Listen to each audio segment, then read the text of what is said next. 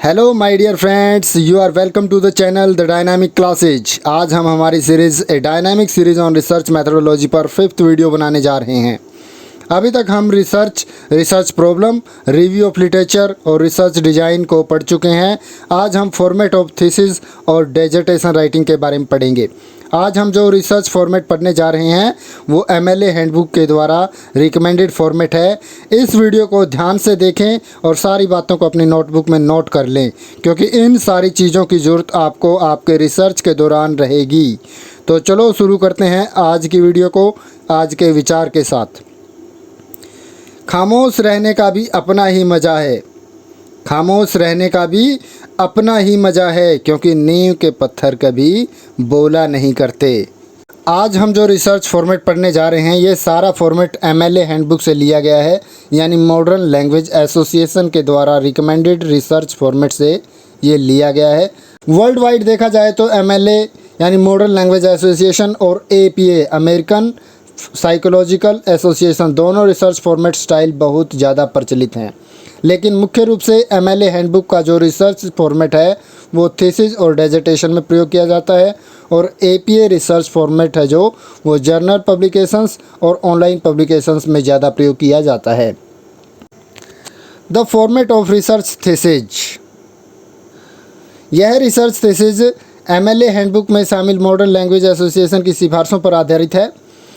हमारे रिसर्च के अंदर सबसे ज़्यादा जो ज़रूरी चीज़ होती है वो साफ़ सफाई और सुपाठ्यता होती है, यानी नीटनेस और लेजिबिलिटी होती है। ये सबसे ज़्यादा महत्वपूर्ण चीज़ें होती हैं।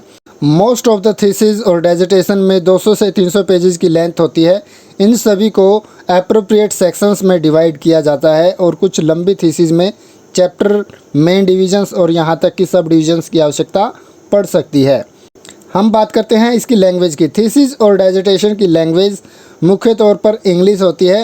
हालांकि कुछ डिपार्टमेंट्स और फैसिलिटीज़ इंग्लिश के अलावा रीजनल और फॉरेन लैंग्वेजेस को महत्व देते हैं, और थीसिस को वहाँ पर वह एक्सेप्ट कर लेते हैं, यानी क्षेत्रीय और विदेशी भाषाओं में भी ये लिखी जा सकती है। हिंदी या किसी और पंजाबी भाषा में भी ये लिखी जा सकती है। उसके बाद बात आती है द सब्जेक्ट और टाइटल ऑफ द थीसिस और डिसर्टेशन। जो सब्जेक्ट और टाइटल होता है थीसिस और डिसर्टेशन का, ये रिसर्च सुपरवाइज़र और रिसर्च स्कॉलर की उपस्थिति में डिपार्टमेंट की ओर से रिसर्च डिग्री कमेटी के द्वारा अप्रूव की जाती है। यानी आपको थीसिस और डिसर्टेशन को शुरू करने से पहले जब आप टाइटल डिसाइड करते हैं, उस टाइटल को डिसाइड करने के लिए एक रिसर्च डिग्री कमेटी के सामने जाना होता है, और वही डिग्री कमेटी जो होती है वो आपको रिकमेंड करती है। आपने जो टाइटल सिलेक्ट किया है उसको अप्रूव करती है, उसको फाइनल रूप वो देती है। बाइंडिंग रिकमेंडेशंस की अगर हम बात करें तो एक थीसिस के अंदर आमतौर पर 250 से 300 पेजेस होते हैं, लेकिन अगर कोई थीसिस 400 पेजेस से ज़्यादा चली जाती है तो बाइंडर जो है वो आपको सजेशन दे सकता है कि आप इसकी 2 वॉल्यूम बना सकते हैं, यानी 2 भागों में आप अपने थीसिस को पब्लिश करवा सकते हैं। डिसर्टेशन की अगर हम बात करें तो 110 से 150 पेजेस में डिसर्टेशन को लिखा जाता है।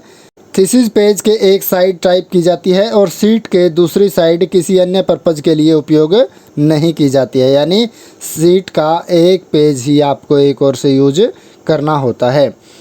पेपर साइज एंड फॉर्मेट की अगर हम बात करें, पेपर वाइट कलर का इस्तेमाल किया जाता है, और बॉन्ड पेपर 20 पाउंड का इसमें होता है। बॉन्ड पेपर मतलब हम इसको बोल सकते हैं बॉन्ड पेपर 20 पाउंड इसका नाम होता है पेपर का। 8.5 बाई 11 इंच का पेपर का इसमें स्टैंडर्ड साइज होता है। जब थीसिस टाइप करना शुरू किया जाता है तो टाइपिंग की व्यवस्था की जाती है, तो यह विभिन्न प्रकार के लेआउट इश्यूज़ पर जल्दी से जल्दी निर्णय लेने में मदद करता है। थीसिस में मेन टेक्स्ट के लिए फ़ॉन्ट का आकार संभवतः 11 पॉइंट और 12 पॉइंट का होना चाहिए, और टेक्स्ट के लिए डबल या 1.5 स्पेस का प्रयोग किया जाता है। टेक्स्ट मतलब जब हम देखते हैं एक लाइन दूसरी लाइन के बीच में स्पेस जो होता है वो जब आप सेट करते हो माइक्रोसॉफ्ट ऑफिस वर्ड में, जब आप सेट करते हो उसको, तो टेक्स्ट के अंदर 1.5 स्पेस उसके अंदर होना चाहिए, या तो डबल या फिर डेढ़ आप इसमें स्पेस रख सकते हैं। फ़ॉन्ट स्टाइल के संदर्भ में अगर हम देखें, मैक्सिमम रिसर्च और एकेडमिक राइटिंग में सबसे अधिक उपयोग की जाने वाला फ़ॉन्ट जो है वो एरियल और टाइम रोमन है। यानी एरियल और टाइम रोमन को आप सिलेक्ट करेंगे और उसके साथ आप अपने रिसर्च को आगे बढ़ाएंगे, अपनी राइटिंग को पूरा करेंगे। एरियल और टाइम रोमन से अलग अलग अगर आप कोई डेकोरेटिव फॉन्ट स्टाइल प्रयोग करते हैं तो वो आपकी औपचारिकता को खो देता है। आपकी जो राइटिंग होती है वो इनफॉर्मल हो जाती है, अनौपचारिक हो जाती है। उसको जो रिसर्च कमेटी है या डिग्री कमेटी है वो आपकी पूरी फॉर्मेट को वो क्या कर सकता है, रिजेक्ट भी कर सकता है। इसलिए आपको एरियल और टाइम रोमन दोनों में से कोई एक ही फ़ॉन्ट सिलेक्ट करना चाहिए, फ़ॉन्ट स्टाइल आपको सिलेक्ट करना चाहिए। अब हम बात करते हैं पेज मार्जिन की। पेज नंबर्स को छोड़कर ऊपर और नीचे टेक्स्ट के दोनों साइड्स 1-1 इंच का मार्जिन आपको रखना होता है।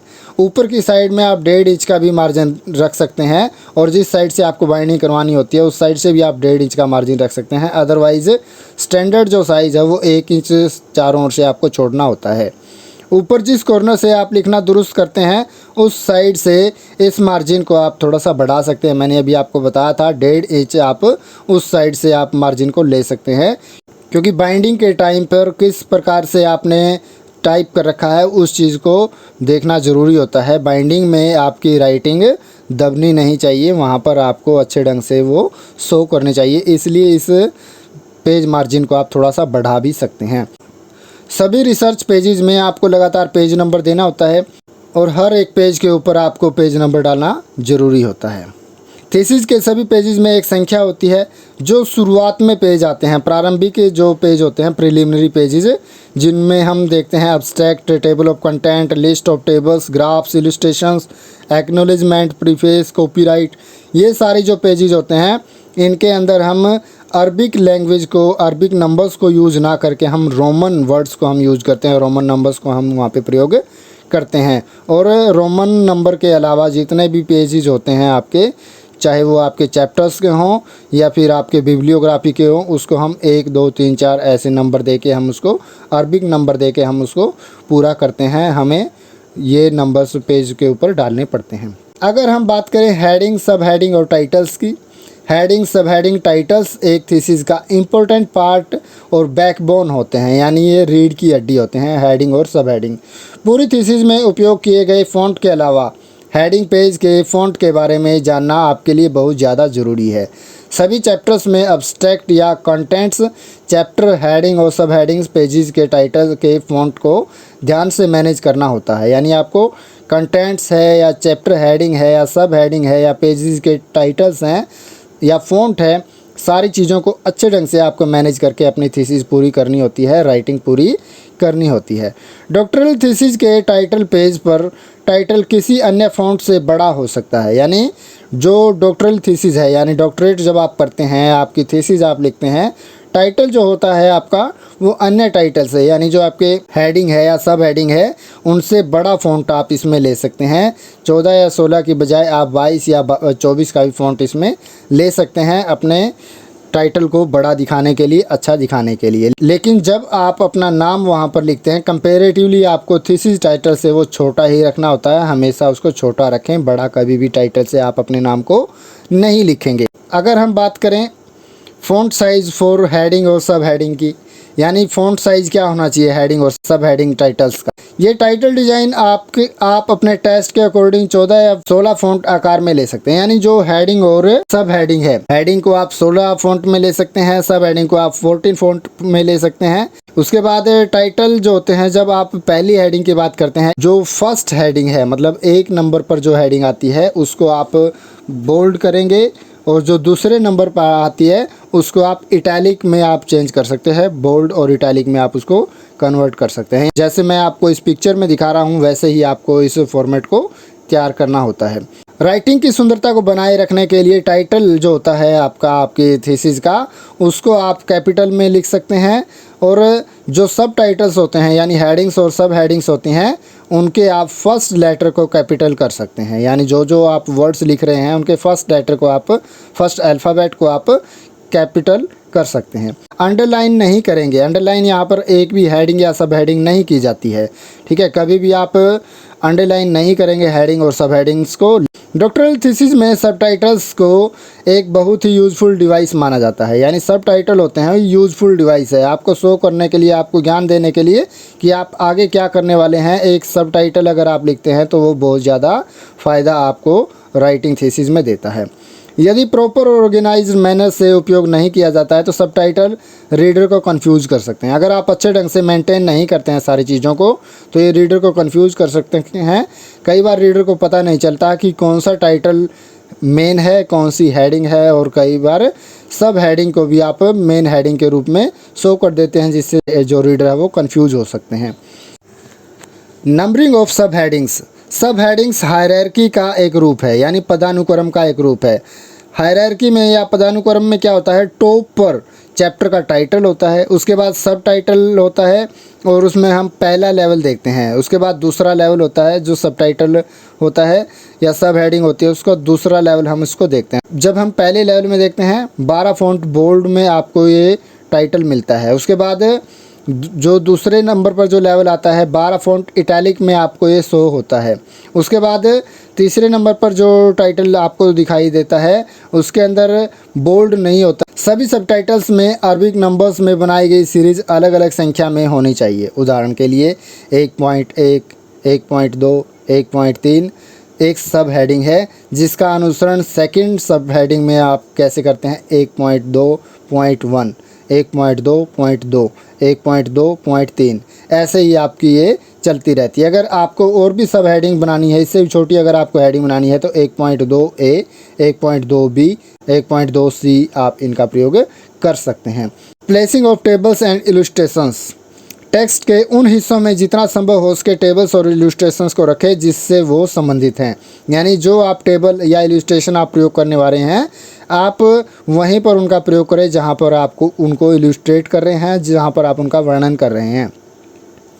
एक टेबल को आमतौर पर टेबल लेवल कहा जाता है जिसे अरबिक अंक दिए जाते हैं और टाइटल दिया जाता है। अन्य प्रकार के इलस्ट्रेटिव विजुअल मटेरियल, उदाहरण के लिए a photograph, map, line drawing, graph या चार्ट को फिगर नंबर से लेबल किया जाना चाहिए। एक अरबिक अंक दिया जाना चाहिए और एक कैप्शन दिया जाना चाहिए, जैसे figure 1 table in research paper. इस प्रकार से आप इसको फिगर आउट कर सकते हैं। इस प्रकार से आप टेबल्स और इलस्ट्रेशन यहाँ पे प्लेस कर सकते हैं। मतलब आपको फोटोग्राफ है, मैप है, लाइन ड्राइंग है या ग्राफ है, चार्ट है या कोई फिगर है, आप उनको जब आप शो करना चाहते हैं अपने टेक्स्ट के दौरान, अपने थीसिस के दौरान, तो आपको उसके नीचे फिगर नंबर आपको डालना होता है। वहाँ पर आपको बताना होता है कि आपने ये किस चीज़ के बारे में बताई है।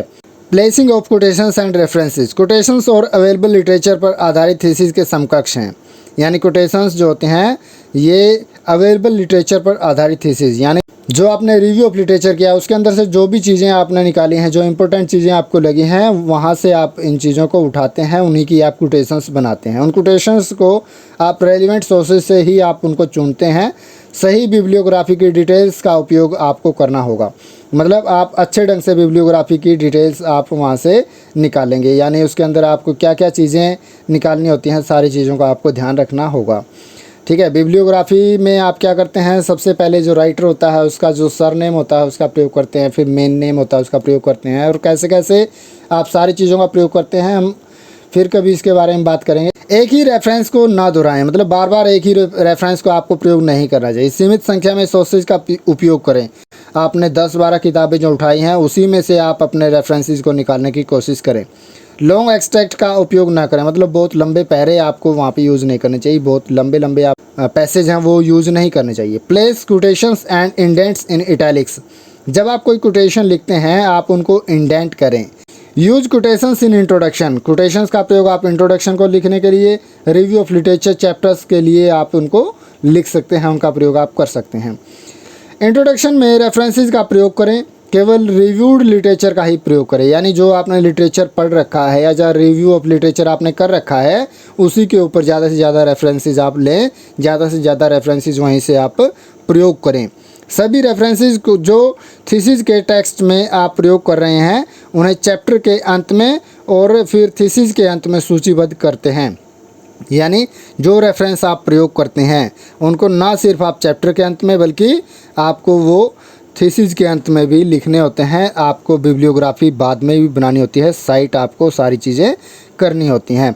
एक और चीज़ जो इम्पोर्टेंट है वो ये है, जब आप कोई कोटेशन लिखते हैं तो उसके साथ रेफरेंस आप जब कोई लेते हैं तो उसके साथ आपको बुक का नाम और पेज नंबर उस बुक का आपको रेफरेंस के साथ लिखना होता है, ताकि जहाँ से वो रेफरेंस लिया गया है उसका जल्दी से जल्दी रीडर को पता चल जाए। इसलिए इस नंबर को डालना और बुक का नाम डालना साथ में इम्पोर्टेंट होता है। लिस्ट बनाते समय राइटर के सर नेम को शुरू में रखते हैं, शुरुआत में रखते हैं, और अल्फ़ाबेटिक ढंग से हम इसको लिखते हैं। यानी अल्फ़ाबेटिक ढंग से अगर आप सारे रेफरेंसेस का प्रयोग करेंगे, सारे रेफरेंसेस को लिखेंगे, तो जो आपका रीडर होगा उसको अच्छे ढंग से आपकी सारी चीज़ें समझ में आ पाएंगी। हम यह कह सकते हैं कि अगर टाइटल, प्रीफेस, एक्नॉलेजमेंट, कंटेंट्स एक थीसिस के हार्ट्स होते हैं, तो थीसिस फॉर्मेट एक थीसिस की बैकबोन होती है, यानी रीढ़ की हड्डी होती है। थीसिस फॉर्मेट को अच्छे ढंग से समझने के लिए ये सारे फ़ोटोज़ जो हैं मैंने यहाँ पे डाल रखे हैं इस वीडियो के दौरान, ये सारे आप देख सकते हैं। अच्छे ढंग से आप इनको पढ़कर समझ सकते हैं। सारी चीज़ों को बड़े अच्छे ढंग से इसमें इलस्ट्रेट किया गया है, वर्णन इसमें किया गया है, तो आप इनको अच्छे ढंग से समझ सकते हैं, इसका आप प्रयोग कर सकते हैं। आज के लिए इतना ही। Thank you so much.